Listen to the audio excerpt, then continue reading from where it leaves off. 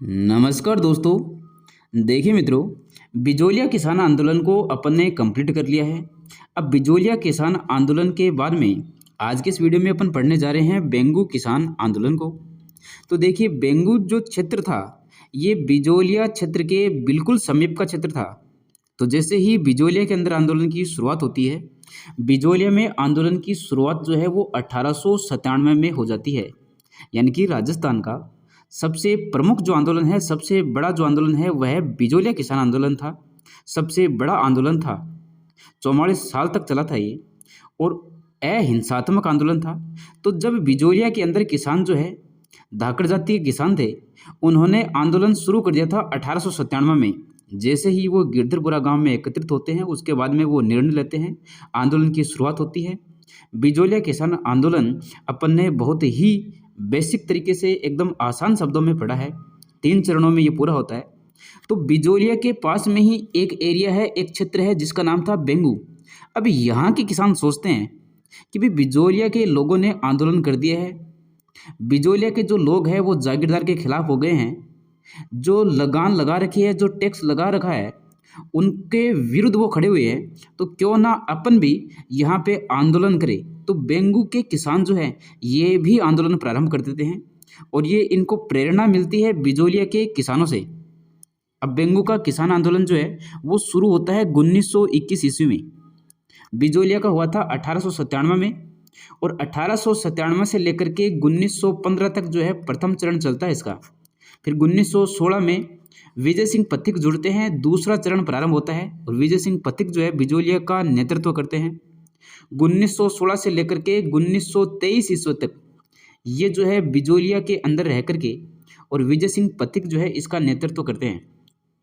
फिर उसके बाद में 1923 में आगे जो है तीसरा चरण प्रारंभ होता है बिजोलिया का। तो ये जो दूसरा चरण था जिसमें विजय सिंह पथिक जो है बिजोलिया का नेतृत्व कर रहे थे, आंदोलन को संभाल रहे थे, पूरे राजस्थान में इस आंदोलन को फैला रखा था। प्रताप समाचार पत्र थे, अभ्युदय समाचार पत्र से, और भी जो समाचार पत्र हैं वो सभी समाचार पत्रों में इस बिजोलिया की बातें होने लगी थी।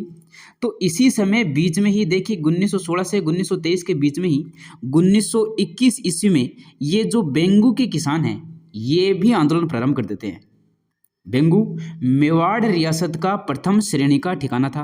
देखिए, बिजोलिया भी मेवाड़ रियासत का ही प्रथम श्रेणी का ठिकाना है, और बेंगू भी मेवाड़ रियासत में ही है, और इस रियासत का प्रथम श्रेणी का ठिकाना है। अभी प्रथम श्रेणी क्या है, तो प्रथम श्रेणी, द्वितीय श्रेणी, इस प्रकार के ठिकाने हुआ करते थे। मेवाड़ रियासत में 16 प्रथम श्रेणी के ठिकाने थे। अपन ने जो बिजोलिया पढ़ा था वो भी प्रथम श्रेणी का ठिकाना है, वो भी इन 16 में से ही आता है।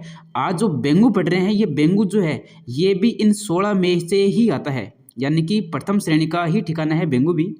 ये वर्तमान में चित्तौड़गढ़ में स्थित है बेंगू। तो यहाँ के किसानों ने 1921 में यहाँ पे आंदोलन प्रारंभ कर दिया था बिजोलिया से प्रभावित होकर के। यहाँ किसान कौन थे, तो वही थे धाकड़ जाति के किसान थे। बिजोलिया में भी धाकड़ जाति के थे, बेंगू में भी धाकड़ जाति के किसान हैं। तो धाकड़ लोग होते हैं वही क्या कर देते हैं, आंदोलन शुरू कर देते हैं। बेंगू के अंदर जो जागीरदार था वो जागीरदार था अनूप सिंह। आंदोलन का क्या कारण रहा था, तो आंदोलन के जो कारण हैं, इस समय जितने भी किसान आंदोलन हुए हैं सभी के यही कारण है कि बहुत ज़्यादा लगान होना, विभिन्न प्रकार के टैक्स होना, लाग होनी, भू राजस्व जो व्यवस्था है वो इतनी ज़्यादा खराब होनी कि लोगों की जितनी पैदावार नहीं होती उनसे ज़्यादा तो इनसे टैक्स ले लिए जाते थे। एक है लाटा कुंता पद्धति, ये जो कर है ये कर भी बहुत ज़्यादा प्रभावित कर रहा था इनको। लाटा कुंता कर क्या है ये अपन ने पढ़ा है। लाटा का मतलब है लेटा हुआ, यानी कि लेटी हुई फसल पर टैक्स दिया जाता था। कुंता का मतलब है खड़ी फसल पे। तो कुंता का मतलब आप ध्यान में रखना है कि कुत्ता, कुत्ता क्या है, खड़ा है, तो ये खड़ी फसल पे टैक्स मिलता था। लाटा का मतलब है लेटी हुई, तो ये लेटी हुई फसल पे टैक्स दिया जाता था किसानों के द्वारा जागीरदारों को। तो इनसे ये परेशान थे, इस वजह से ये आंदोलन करते हैं, और इनको प्रेरणा मिलती है बिजोलिया से। अनूप सिंह यहाँ का जागीरदार था। अब देखिए क्या होता है, 1921 ईस्वी में एक घटना होती है। क्या घटना होती है कि बिजोलिया आंदोलन से प्रेरित होकर के बेंगू के धाकड़ किसान मेनाल में एक जगह है जिसका नाम है भैरूकुंड। मेनाल गांव है। इस मेनाल गांव में एक जगह है जिसका नाम है भैरूकुंड, भीलवाड़ा के अंदर। यहाँ पर ये जो बेंगू के किसान हैं ये एकत्रित होते हैं, आपस में बात करते हैं कि यार बिजोलिया के अंदर किसान जो है आंदोलन कर रहे हैं। बिजोलिया के अंदर जो है एक बहुत अच्छा व्यक्ति आया हुआ है जिसका नाम है विजय सिंह और भूप सिंह, जिसको अपन बोलते हैं, वो नेतृत्व कर रहा है। तो क्यों ना अपन भी बिजोलिया जाए, विजय सिंह जी से बात करें, उनको भी कहे कि आप जिस प्रकार से बिजोलिया में उनका सहयोग कर रहे हो, किसानों का साथ दे रहे हो, तो हमारे इधर बेंगू में भी आप हमारा साथ दीजिए। ये बात करते हैं, एकत्रित होते हैं यहाँ पे। ये नाम ध्यान में रखना है, मेनाल गांव है, भैरूकुंड यहाँ पे जगह है भीलवाड़ा के अंदर। यहाँ पे एकत्रित होते हैं 1921 ईस्वी में। यही से बेंगू का किसान आंदोलन प्रारंभ होता है। अब ये जैसे ही विजय सिंह पथिक के पास जाते हैं, विजय सिंह पथिक को बोलते हैं कि साहब आप हमारी भी सहायता करें, हमारे भी बहुत ज़्यादा टैक्स लगा रखा है, 53 प्रकार के कर जो है वो लगा रखे हैं। बिजोलिया में 84 प्रकार के कर थे, तो बोले आपके यहाँ पे 84 प्रकार के कर हैं, तो हमारे भी कम नहीं है, 53 प्रकार के कर लगा रखे हैं, तो हमारी भी सहायता कीजिए। ये जो विजय सिंह पथिक है ये कहता है कि एक आदमी को भेजता हूँ, वो जा करके आपका नेतृत्व करेगा, वहाँ पे संभालेगा। तो विजय सिंह पथिक के कहने पे ये जो रामनारायण जी चौधरी है ये फिर बेंगू आते हैं। तो ये क्वेश्चन पूछा गया है कि रामनारायण चौधरी जो है बेंगू आंदोलन का नेतृत्व करते हैं, किसके कहने पे करते हैं? तो विजय सिंह पथिक के कहने पे करते हैं। कर्मचारी चयन बोर्ड में ये क्वेश्चन पूछा गया है, तो ध्यान में रखना है। अब जो है रामनारायण चौधरी यहाँ पे आते हैं बेंगू में और नेतृत्व करते हैं इस आंदोलन का।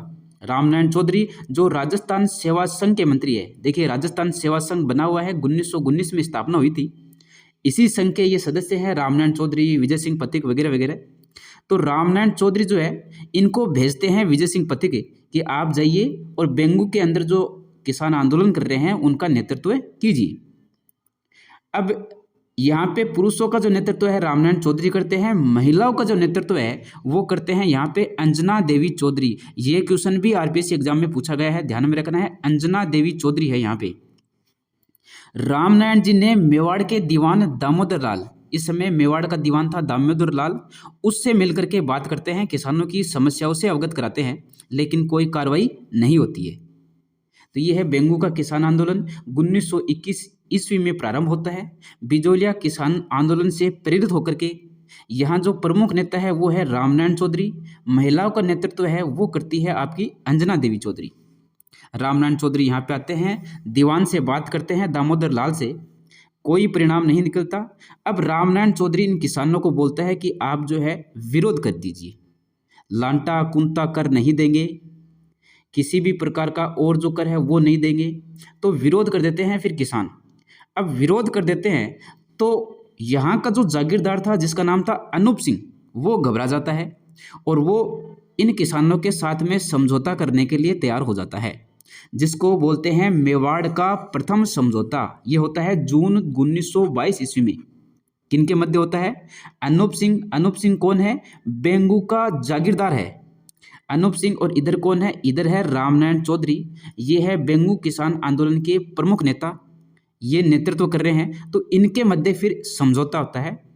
अनूप सिंह इनको बोलता है कि आप लोग जो है विरोध क्यों कर रहे हो, आंदोलन क्यों कर रहे हो? तो ये बोलता है कि इतनी सारी आप लोगों ने लगान लगा रखी है, टैक्स दे रहे हो। तो ये अनूप सिंह जो है ये कहता है कि किसानों की सभी मांगे मान ली गई है। लेकिन अनूप सिंह ने तो समझौता कर लिया, लेकिन मेवाड़ जो रियासत है उसको जब इस बात का पता चलता है कि अनूप सिंह ने और रामनारायण चौधरी ने आपस में मिलकर के समझौता किया है और अनूप सिंह ने किसानों की सारी मांगे मान ली है, तो मेवाड़ रियासत जो थी इसने इस समझौते को मानने से मना कर दिया। मेवाड़ रियासत इस समय शासक थे फतेह सिंह। जब इन्होंने ये समझौता मानने से मना कर दिया, उसके बाद में ब्रिटिश अधिकारी है, एक रेवेन्यू कमिश्नर है ट्रेंच, वो यहाँ पे आता है, यहाँ की स्थिति को देखता है और देखने के बाद में ये जो समझौता किया हुआ है, जो पहला समझौता है अनूप सिंह और रामनारायण चौधरी के मध्य जो समझौता हुआ था, इस समझौते को ये बोलता है कि साहब ये तो बोल्शेविक समझौता है। बोल्शेविक समझौता किसको बोलते हैं? देखिए 1917 ईस्वी में रूस के अंदर एक पार्टी थी बोल्शेविक पार्टी। उस बोल्शेविक पार्टी, ये जो बोल्शेविक पार्टी थी ये जनता की पार्टी थी, तो इस बोल्शेविक पार्टी ने अपने ही शासन के खिलाफ युद्ध छेड़ दिया था, क्रांति छेड़ दी थी और सत्ता पलट दी थी रूस की। तो वही बोल्शेविक पार्टी थी। तो उसी के जरिए इस ट्रेंच ने इनको कहा है कि ये तो साहब बोल्शेविक समझौता है, यानी कि दबाव में किया गया समझौता है। जनता का दबाव पड़ा था इस अनूप सिंह पे, इसलिए इस अनूप सिंह ने समझौता कर लिया। ये बात कहता है ब्रिटिश सरकार को कौन? ट्रेंच बोलता है। ट्रेंच आता है, रेवेन्यू कमिश्नर है ये यहाँ पे। ये ट्रेंच आता है बेंगो में, आने के बाद में यहाँ की स्थिति देखता है, फिर ब्रिटिश सरकार को बोलता है कि साहब ये जो समझौता किया इन्होंने ये बोल्शेविक समझौता है। तो ये क्वेश्चन पूछा गया है कि बोल्शेविक समझौता किस आंदोलन के दौरान होता है? बेंगो किसान आंदोलन के दौरान होता है। बोल्शेविक समझौते की संज्ञा किसने दी है? तो ट्रेंच ने दी है। अब ये कहते हैं जब पता चलता है कि इस अनूप सिंह ने जनता के दबाव में आकर के समझौता कर लिया, तो अनूप सिंह को उदयपुर में नजरबंद कर दिया जाता है और बेंगू का जो प्रशासक है वो सौंप दिया जाता है अनूप सिंह की जगह लाला अमृतलाल को। ये लाला अमृतलाल बहुत ही बदमाश आदमी था।